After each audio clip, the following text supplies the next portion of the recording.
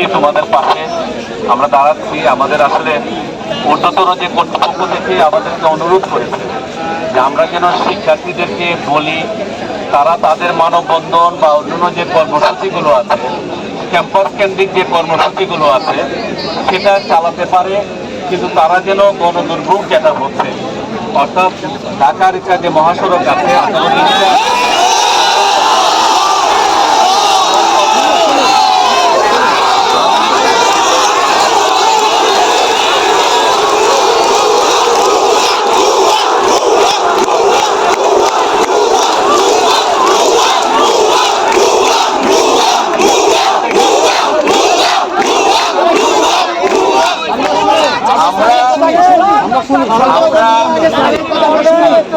আমাদের কথাটা শুনতে হবে। দয়া করে আমাদের কথাগুলো একটু শুনুন, কারণ আমরা আপনাদেরই ছাত্র ছিলাম, এখানে আপনাদের প্রতিপক্ষ নই। আমি বারবার বলি, যতবার আমি 1 to 1 কথা বলেছি, ব্যক্তিগতভাবে কথা বলেছি, আমার অফিসে ডেকে নিয়ে কথা বলেছি, কোনো সময় আপনাদের বিপক্ষে আমি কথা বলিনি। আমরা শুধুমাত্র বলেছি যে ঊর্ধ্বতন কর্তৃপক্ষ আমাদের যে বিষয়টা বলেছে, আমি আপনাদেরকে এটা কন্টিনিউ করে এটা আপনাদের সামনে উপস্থাপন করছি। তাদের বক্তব্য হলো যে আপনাদের দিয়ে চার সপ্তাহ সময় চেয়েছে। এর মধ্যে যে আপনারা আজকে দেখেছেন, মহানগর পুলিশের যিনি কথা বলেছেন উনিও আমাদের ভাই, আমাদের বিশ্ববিদ্যালয়ের সাবেক শিক্ষার্থী, আপনারা শুনেছেন। প্লিজ একটা কথা শুনুন।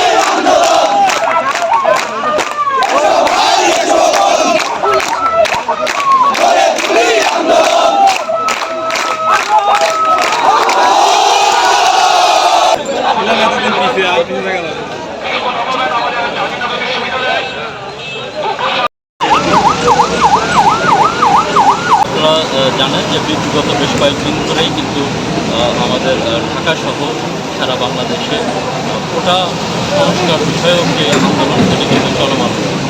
আর এই ধারাবাহিকতায় গতকাল আমরা দেখেছি এই ঢাকা আরিচা যে হাইওয়ে, এখানে রাস্তাটি কিন্তু দীর্ঘ সময় বন্ধ ছিল, যে কারণে আমরা দেখেছি ইতিমধ্যেই অনেকেই ভোগান্তির শিকার হয়েছেন।